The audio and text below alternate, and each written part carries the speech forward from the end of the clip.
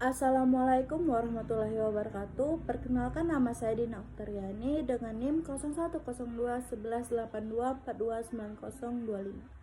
Saya dari jurusan Ekonomi Pembangunan Universitas Sriwijaya. Di video ini saya akan menjelaskan jawaban dari soal remedial UAS Ekonometrik Dasar, yaitu tentang interpretasi koefisien regresi dan model LSTV. Langsung saja kita mulai dari soal pertama. Di soal nomor 1, kita diberikan hasil estimasi regresi data panel menggunakan metode Ordinary Least Square atau OLS. Persamaannya adalah in pendapatan sama dengan 7,215 ditambah 0,082 pendidikan ditambah 0,015 umur dikurang 0,124 perempuan ditambah 0,098 internet. Yang perlu kita perhatikan adalah variabel dependennya sudah dalam bentuk logaritma natural atau in. Ini penting karena cara interpretasinya berbeda. Setiap koefisien dikalikan 100% untuk mendapatkan persentase perubahan pendapatan.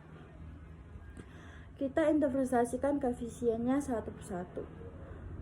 Yang pertama, konstanta 7,215. Ini adalah nilai in pendapatan. Ketiga, ketika semua variabel bernilai 0. Tapi secara praktis, interpretasi konstanta tidak terlalu bermakna karena tidak mungkin seorang punya pendidikan 0 tahun dan umur 0 tahun secara bersamaan. Yang kedua, koefisien pendidikan adalah 0,082.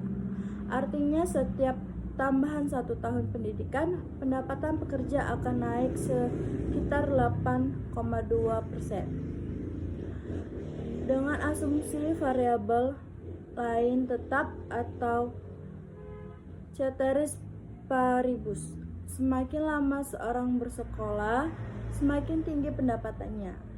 Ini sejalan dengan teori human capital. Yang ketiga yaitu koefisien umur adalah 0,015. Artinya, bertambah 1 tahun umur pendapatan naik sekitar 1,5%. Ceteris paribus masuk akal karena semakin tua biasanya pengalaman kerja bertambah dan produktivitasnya meningkat. Yang keempat, koefisien perempuan adalah negatif 0,124. Variabel ini dummy bernilai 1 kalau perempuan, 0 kalau laki-laki.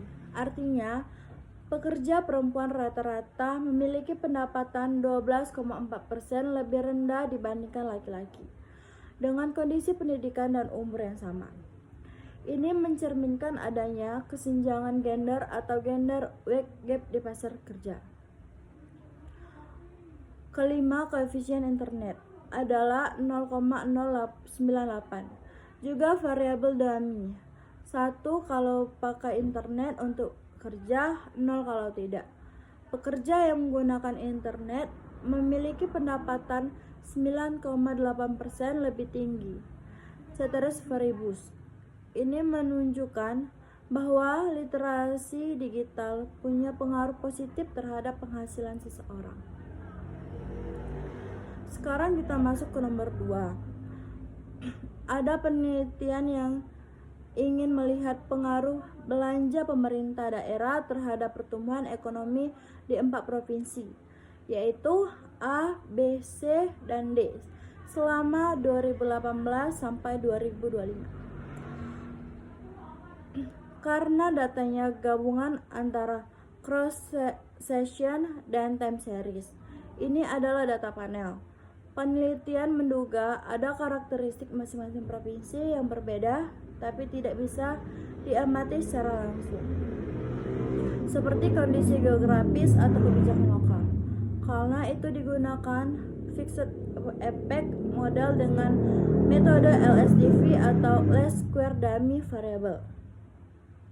Untuk bagian A, model SDV yang saya susun adalah Y IT sama dengan alfa ditambah beta 1 X IT ditambah delta 2 atau D2 ditambah delta 3 atau D3 ditambah delta 4 atau D4 ditambah U IT. Di sini Y adalah pertumbuhan ekonomi, X adalah belanja pemerintah, dan D2, D3, D4 adalah variabel dummy untuk provinsi B, C, dan D. Sedangkan provinsi A dijadikan kategori referensi atau basis.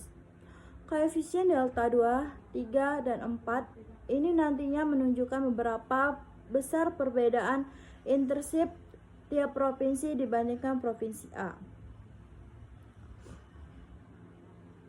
Untuk bagian B, jumlah variabel dummy yang dimasukkan adalah 3, bukan 4. Kenapa bukan 4? Karena ada yang namanya dummy variabel trap, yaitu masalah multikolineritas sempurna. Kalau kita masukkan dummy untuk keempat provinsi sekaligus, maka jumlah keempat dummy itu untuk tiap observasi selalu sama dengan 1. Angka 1 ini persis sama dengan konstanta di model, sehingga terjadi kolineritas sempurna dan model tidak bisa diestimasi. Solusinya, kita drop satu provinsi sebagai kategori referensi, yaitu provinsi A. Jadi, rumusnya jumlah dummy sama dengan jumlah kelompok dikurangi 1 atau N-1. 4 dikurangi 1 sama dengan 3 variabel dummy. Baik, jadi itu tadi penjelasan saya untuk 2 soal remedial ini. Soal pertama tentang interpretasi koefisiensi regresi dengan variabel dependen logaritma natural. Dan soal nomor 2 tentang pembentukan model SDV serta alasan kenapa dummy digunakan adalah N-1. Semoga penjelasan saya jelas dan dapat dipahami. Sekian, saya akhiri. Wassalamualaikum warahmatullahi wabarakatuh.